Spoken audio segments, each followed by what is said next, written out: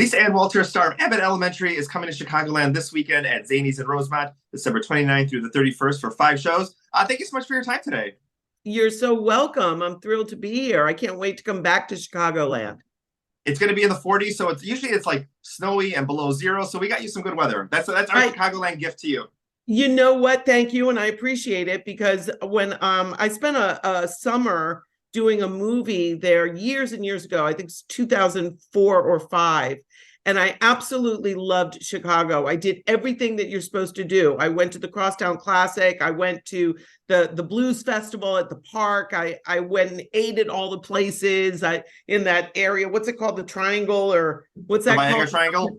Yeah, I went to Gibson's. I went and had Giordano's and Lou Malnati's and Walker Brothers pancakes. I did it.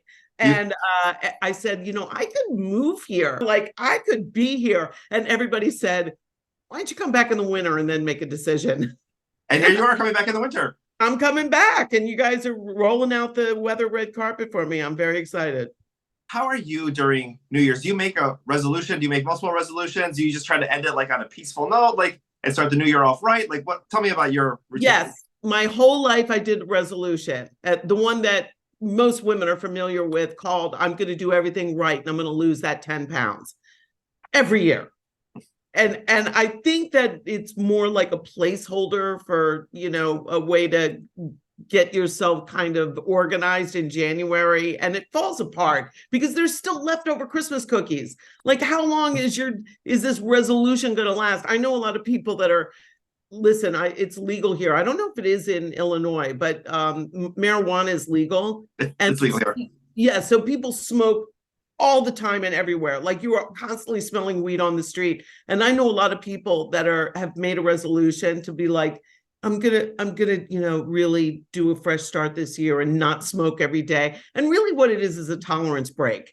They're like, I'm just gonna make it so that I can get higher when I do it. It's crazy. They have such great intentions. And really it's just like, how do I get by day to day? I don't partake of the weed. I've been sober a long time. So sugar, what am I giving? That means you got to finish all those Christmas cookies before you come to Chicago. I'm working on it. I'll bring the extra to you. Amazing. Sold. Yeah, I cannot wait. We also have the Golden Globes coming up. The series won best comedy last year. Fingers crossed for this year again. Here's the thing. I'd love to say I was surprised, because people are like, were you surprised? I'm like, I think people are more surprised that a network television show is this funny. Not even that it's like getting the awards. Like, people out in the world are just like, oh, wow, I really look forward to watching this comedy that's on network television, rather than, because we're so used to the things that really make us laugh, include language.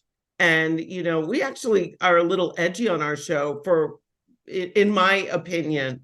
It is a 9:00 show, but whole generations watch together. And I think much like some of the best movies that the Pixar, the animated movies where, there's a joke in there that's really for the grownups and that's going to go over the kids' heads, but they're going to get all their jokes. I think that's what our show is like. But out there in the world, they love to give the awards generally to the cable shows, you got great shows like The Bear, it's very funny. It's a little bit darker. It's a little bit less laugh out loud funny than it is, I don't know. It's like a combination. So a lot of those shows that are combination shows like Barry, those are the ones that tend to get the awards, but I don't know. We'll see. We'll see if the voters want to laugh. Oh, exactly. And it's been such a tough time for teachers, in so many different levels, and teachers feel seen. And there's so many from, the sister dynamic that Melissa has, but there's also the older teachers with the younger teachers.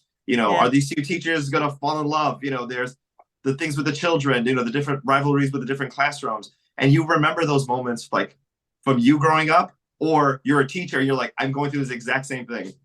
Or you're a parent. I mean, I think one of the reasons why the show resonates with so many people is there isn't anybody that hasn't either been to school, has kids in school, or, as you say, teachers that it's really great that they have something that represents them, as full human beings, not just the person in the front of the room or, in the kids show, in the Mean Girls or whatever, that's just a side character. I mean, these are the main characters and we get to see their full lives. So, I mean, for all those reasons, the best thing that Quinta can hear, and I always relay it to her when people stop me on the street and tell me, is that whole families are watching together.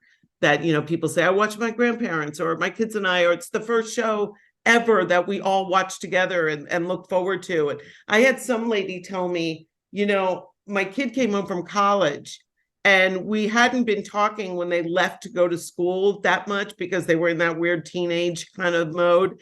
And we sat down and watched the show together because they fell in love with it when they were away at school. And now we bonded over it. And it makes me want to cry. I cry at a lot of stuff. I'm very emotional, but my cast teases me. It's very, very not Melissa Schemmenti. I'm very, very weepy. Very weepy. Tell me a little bit about creating Melissa's character with Quinta. Like, is there a little bit of you? Was it like, oh, I know this teacher, like this is exactly who I want to portray? Like, tell me a little bit about the creation of Melissa. Well, my mother is Sicilian. That side of the family is Sicilian. So that part of it I come to naturally. In fact, a lot of the slang is stuff that I put in. I mean, we have great writers and they write beautiful words for me and great jokes. But every once in a while I'll throw in this Gavone, or what are you doing, you chooch? And like, it's all stuff that's very of that people. If you have a Sicilian members that watch your show, they'll recognize a lot of that language. And in fact, I had someone reach out and say nobody has ever used coolie for butt ever, and that's what we say. We're like, what are you doing? You're gonna break your coolie. And people were like losing it just over that word. So pieces like that I bring to it. But the idea of the representation of a tough Sicilian teacher, my mom taught in DC public schools. And I mean, during the day, like back in the day. And so a lot of that, who she was, this strong woman who was beloved by her students, but, very different. She looked different than the other teachers in the school. And a lot of that is an homage to my mom. And then everything else, Quinta brings in story. The character for Quinta is based on her mother's best friend. So her mother, who was a teacher, had a best friend who was a Sicilian teacher in the school system, and that's who it's based on for her. Oh, so that's amazing. It's a combo platter. Oh, I love that so much. I've heard you also shout out your like real family members in the show. Do they ask you ahead of time, or is this a good way for just you got to watch, you got to see if you come up? Yeah, I use the names. Like at the beginning, they would say, my cousin, open a hoagie shop. And I said, can I use the name? So it became like my cousin Dommy or, my Aunt Annette. And they're all people, these are all family members. I just use their names. Oh, I love that so much. The series is coming back February 7th. A lot of cliffhangers that we got left off with. What can you say as far as like maybe going into that very first episode, or do we just have to wait for that first trailer to come out? What I will tell you is that it is a jam-packed double first episode. So much happens. I'm not even kidding. It was like, I was reading the script and I was like, and then what? Oh my, are you okay? Like a lot happens and it's big stuff. So you don't want to miss that. And also wait, even before that, January 2nd, my Celebrity Jeopardy semifinals plays. So don't miss that either. Awesome. You did so well the last time. I cannot wait to see that. Yeah, it's the next, the next step. So yeah, you have to watch. It's a really fun episode. Awesome. Well, thank you so much for your time today. Again, Lisa and Walter coming to Zanies in Rosemont, December 29th through the 31st for 5 shows. Get those tickets ASAP. It's been a long year. We want to end the year off with a good laugh. You gotta go out with a bang, and we plan to have a really good time all weekend long. We've got 2 shows on New Year's Eve, including the New Year's show where we'll ring in midnight, and you don't have to go anywhere else. You get your food, you got your drink, you got your laughs. Where else you going? Where are you going? Well, you're going right there. You're going to Zanies. That's where you're going. That's right. Awesome. But there's also going to be meet and greet packages, so go ahead and get those as well too, as well as the general admission tickets. And Happy New Year, and I can't wait to have you back in Chicagoland.